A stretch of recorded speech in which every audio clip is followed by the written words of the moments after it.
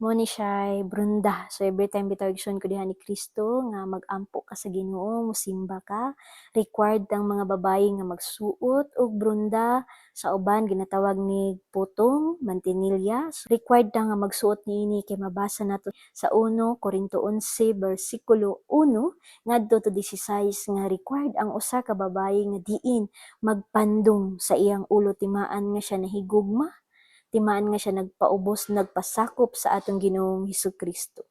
Kay ubos man ta sa pagbulut-an sa atong Ginoo, required ta nga magsuot og brunda og labi na kita mga igsoong babayi, kinahanglan kung kita mag-ampo, magsimba, mag-dress gid ta. Kay ngano kung unsa ang imahe sa atong nangitnong inahan nga si Mama Maria, mao pud na ang angay nga imahe sa usa ka babayi nga mosimba.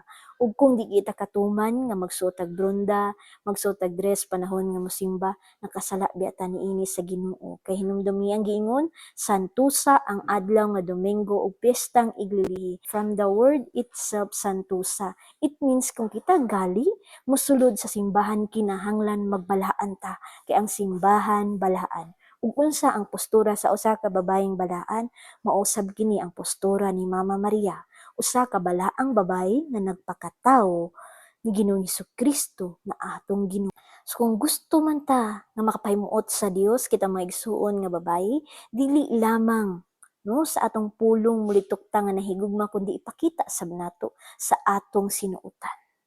Amen.